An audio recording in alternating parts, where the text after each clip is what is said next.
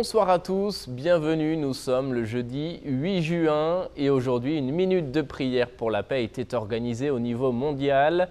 Une prière pour la paix au Proche-Orient mais aussi sur la terre entière. Cette initiative a été lancée à l'occasion du 3e anniversaire de la prière organisée le 8 juin 2014 dans les jardins du Vatican. Elle avait rassemblé, je vous le rappelle, le pape François, le président palestinien Mahmoud Abbas et son homologue israélien Shimon Peres, en présence aussi du patriarche Bartholomée. C'était une rencontre pour la paix, une rencontre historique que l'on commémore aujourd'hui. Cet après-midi à 13h donc, chacun était invité à consacrer une minute de réflexion ou de prière selon les traditions religieuses. Pour la paix dans le monde, cette initiative a d'abord été lancée par la conférence épiscopale argentine, puis elle a été soutenue par plusieurs organisations internationales. Et on poursuit à présent l'entrevue que nous avions commencée avec l'archevêque de Québec. Le cardinal Gérald Cyprien Lacroix était des nôtres pour l'inauguration de nos bureaux à Toronto. C'était il y a 2 semaines. Nous l'avions interrogé dans le cadre du 150e anniversaire du Canada et nous lui avons demandé ce qui fait sa fierté d'être Canadien. Je dirais, ces temps-ci, à cause de ce que vit le monde, c'est l'ouverture du Canada pour accueillir spécialement des personnes souffrantes, des réfugiés, des immigrants, des personnes qui sont en danger ailleurs. Notre pays, nous devons être fiers de cela, accueille toute personne. Pas seulement des chrétiens, des catholiques, on a accueilli aussi des gens de foi musulmane, peut-être aussi des agnostiques, des athées ou de d'autres religions. L'ouverture que notre pays a est quelque chose de très beau qu'il ne faudrait pas perdre. Et moi, je salue ça et je suis très fier d'être Canadien pour ça, pour bien d'autres raisons. Mais ce temps-ci, dans le monde, là, on a besoin de cette ouverture-là pour dire à nos frères et sœurs plus souffrants, venez, on va faire route avec vous pour un temps. Il y a de la place chez nous.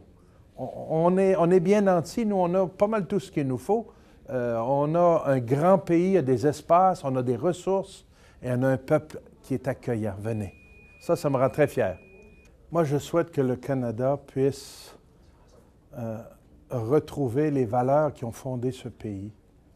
Et plus que les valeurs, l'esprit de l'Évangile qui nous a permis d'affronter les défis qui étaient là dès le début et certains qui sont encore là aujourd'hui, apprendre à vivre ensemble, à partager nos richesses, à partager nos souffrances, à partager nos rêves.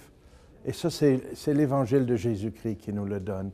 Moi, je dirais un peu comme Sainte Marie de l'Incarnation. Robert Lebel a composé un beau chant à partir des paroles de Marie de l'Incarnation. En ce pays qui est le mien, je voudrais tant porter ton nom.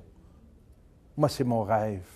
Que notre Église, même si elle a vieilli, même si elle est moins en nombre qu'autrefois, qu'elle puisse continuer à travers nous, tous les baptisés, proclamer le nom de Jésus-Christ et amener à cette rencontre qui change la vie et ouvre à l'espérance, ouvre à la vie en abondance, ouvre à la vie éternelle.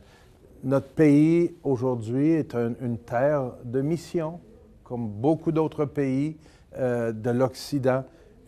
Et on a tendance à penser qu'on peut vivre sans Dieu, qu'on peut vivre sans l'Évangile et qu'on est assez grand maintenant pour décider par nous-mêmes. Et c'est une illusion. Nous sommes créés par Dieu pour vivre en relation avec lui et il a déposé dans notre cœur sa vie, son amour, et nous devons vivre en accord avec cela. Et c'est un chemin d'apprentissage. Moi, je souhaite qu'on soit capable de continuer de proclamer cette bonne nouvelle et inviter nos frères et sœurs à grandir dans la vie en abondance qu'est l'Évangile.